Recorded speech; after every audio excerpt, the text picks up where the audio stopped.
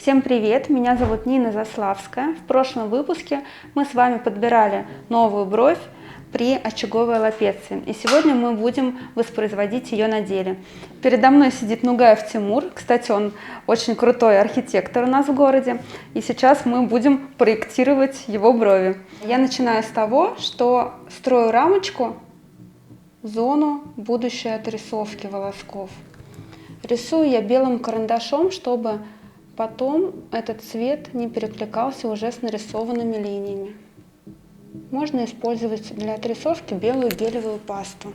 Тоже очень хорошо фиксируется рамочка.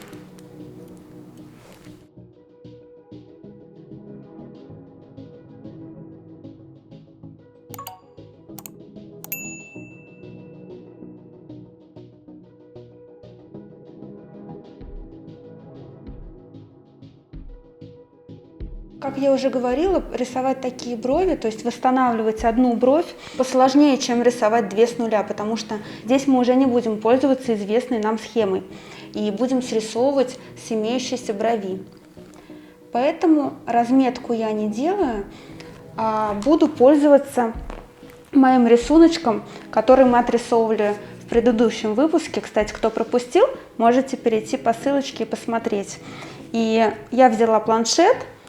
У меня здесь все нарисовано по слоям, то есть сначала я переведу этот скелет, который я отрисовала, и потом будем действовать также поэтапно. Очень удобно рисовать, когда уже знаешь, как это делать, и у тебя есть подсказка. Поэтому даже если вы начинающий мастер и рисуете пока что только по схеме, можно даже распечатать эту схему и положить рядом с собой.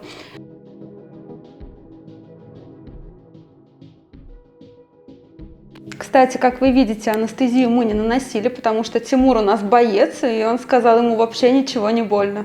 Да? Да, такие бесстрашные в наше время. На самом деле процедура абсолютно безболезненна, а то я его уже тут напугала, и он спрашивает, а что, реально больно? Но вы знаете, что и в предыдущих выпусках мы процедуры выполняли без анестезии, клиенты абсолютно спокойно лежали. Вообще волосковая техника, она очень поверхностная и переносится даже более легче, чем пудровая растушевка.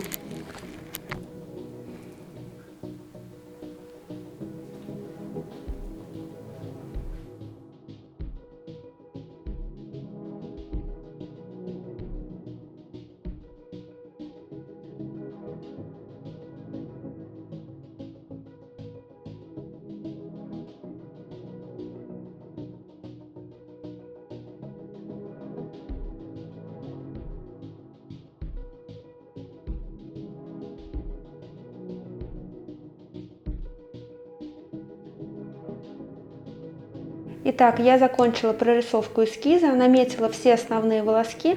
Я думаю, потом уже будем добавлять густоту и объем в серединку. Ну что, я все подготовила для процедуры, замешала пигмент. Здесь я использовала темно-коричневый пигмент и подразбавила его теплым корректором, чтобы все-таки основа была теплая и при заживлении брови не уходили в синеву. Сейчас я заряжу машинку. Картриджи у меня Defender заточка RL-LT. Диаметр 0,30. На мужские брови я беру диаметр чуть побольше, потому что на женские обычно беру 0,25 диаметр. У мужчин волоски потолще, поэтому, чтобы быстрее и точнее укладывались волоски, я взяла диаметр 0,30. Немножко подгибаю иглу для более точной прорисовки и заряжаю машинку. Машинка у меня Белар, короткоходная машинка. Будем работать на маленьком вылете, но где-то 1,2 мм. Вольтаж у меня, как и всегда, я использую на волосковую технику 5,6 вольт. Я начинаю фиксировать волоски. Фиксирую именно те волоски, которые нарисовала.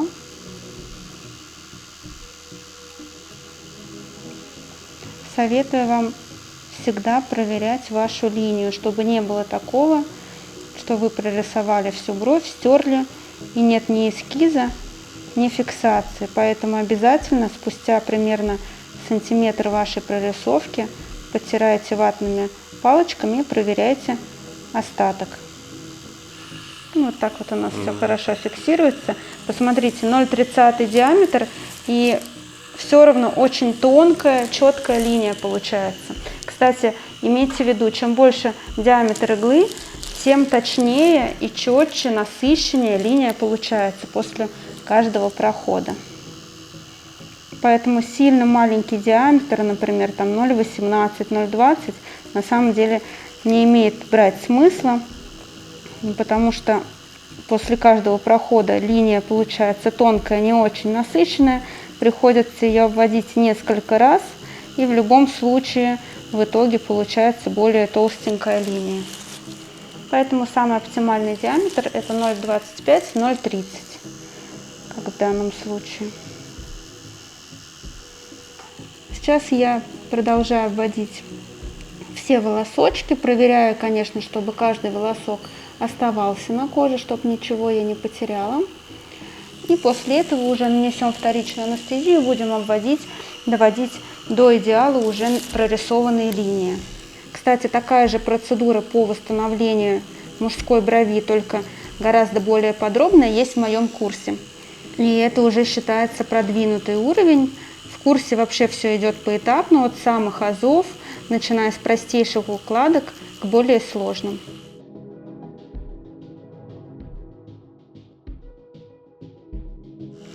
Я уже зафиксировала практически все волоски. Сейчас плавно перехожу к головке бровей.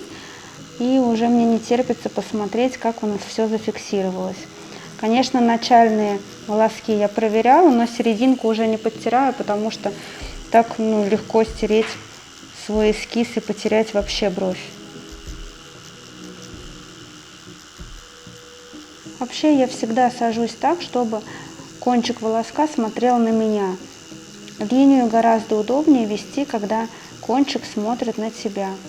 Поэтому, прорисовывая волоски на головке, я сажусь практически у изголовья. А когда прорисовываю волоски на хвосте, сажусь, соответственно, вот так вот в бок.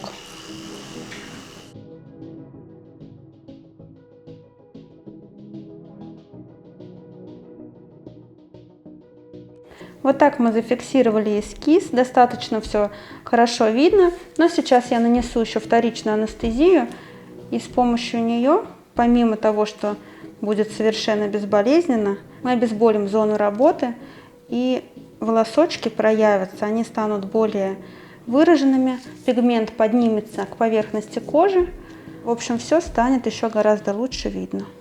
Сейчас чуть-чуть пощипит, ладно? Я начинаю прорисовку второго ряда.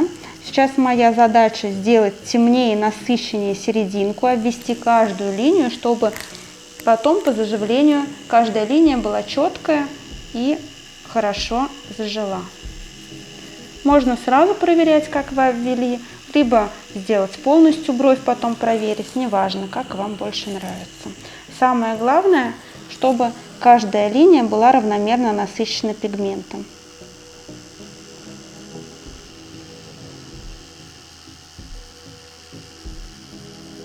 Я продолжаю обводить все волоски, делаю акцент на серединку, то есть волоски в серединке я обвожу несколько раз, чтобы они были толще, соответственно, они при этом выглядят ярче. Ни в коем случае я сильнее не нажимаю, потому что, как мы знаем, от заглублений как раз появляются синие пятна, и пигмент заживает гораздо холоднее. Поэтому точно так же поверхностно прорабатываем, но несколько раз обводим.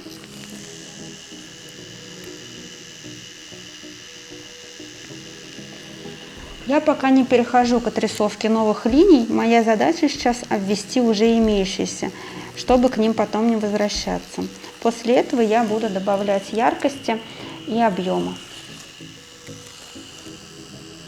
Смотрите, мы уже обвели главные волоски, конечно, это еще далеко не все. Сейчас будем наполнять внутри брови, делать более густую бровку, дорисовывать пушковый волосок. Сейчас я взяла карандашик и как раз намечу волоски, которые еще мы дорисуем. Например, я вижу, что хочется вот это место погуще сделать, поэтому, глядя уже на имеющуюся бровку, я дорисовываю внутри, пытаясь повторить направление вот этих переплетений. Сейчас я наметила волоски и обведу их, сделаю первый проходик, нанесу анестезию, потому что уже стало более чувствительно. Мы уже прорисовали достаточно волосков.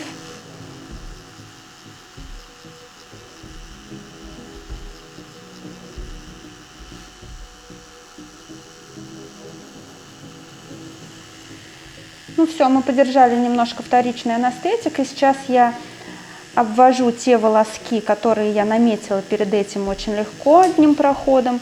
Я их насыщаю, дорисовываю пушковый волосок сверху и снизу. И будем в конце добавлять яркость в серединку, пока я еще растушевку не добавляла.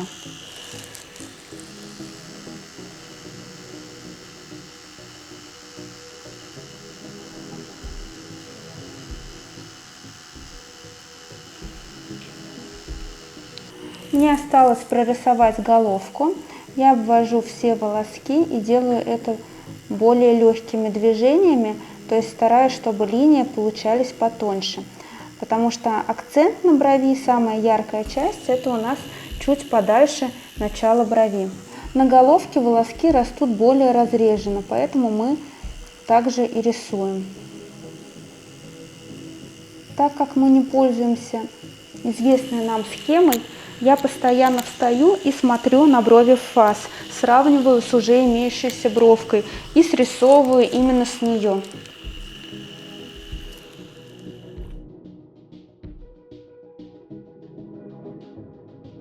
Мы практически закончили одну бровь, но осталось совсем немножечко прорисовать пушковых волосков на головке и затемнить чуть-чуть серединку, сделать немножко растушевку в секторах. Сильно много я не буду укладывать растушевки. Все-таки очень важно, чтобы между волосков сохранялось кое-какое пространство, чтобы они не расплылись при заживлении. Густоту в таком случае лучше добавлять поэтапно, потому что натуральная бровь очень густая и яркая, и чтобы добиться такой яркости, лучше как раз-таки пигмент укладывать поэтапно, делить на 2 раза. То есть на первичке мы уложили все по максимуму волоски, а на коррекции уже можно будет и подтушевать, и сделать бровь более густой. Но сейчас я вижу, что на здоровой бровке тоже есть проплешинка, уже тоже пошла очаговая лапеция снизу, и мы сейчас дорисуем здесь волоски карандашиком, сначала я намечу. Также немножко присутствуют пробелы сверху на уголочке. Сейчас мы здесь все дорисуем и доведем обе брови до идеала. Я намечаю карандашиком сначала главные линии, а потом точно так же вплету в эти линии дополнительные волоски, отталкиваясь от направления роста своих волосков. Сейчас я пересела на другую сторону и по намеченным волоскам фиксирую эти линии. То есть здесь нам важно только закрыть вот эти небольшие проплешинки, которые тоже начинаются. Таким образом бровки будут равномерно густыми. Сейчас мы ускорим процесс, потому что здесь мы выполняем все точно так же технически. И совсем небольшой кусочек нам нужно проработать, только вот снизу и сверху, где мы, собственно, и наметили волоски.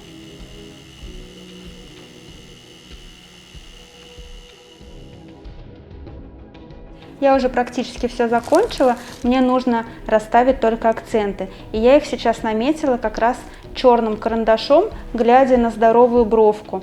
То есть выделила кое-какие пучки сплетения, чтобы бровь была более живой. И сейчас я их проработаю более темным оттенком, который я намешала заранее. Все оттенки, все пигменты, которыми вы прорабатываете волоски, должны быть на теплой основе, чтобы они не ушли в серость, особенно если вы работаете на органических пигментах, как это делаю я. И я уже по своему эскизу обвожу вот эти сплетения темным пигментом.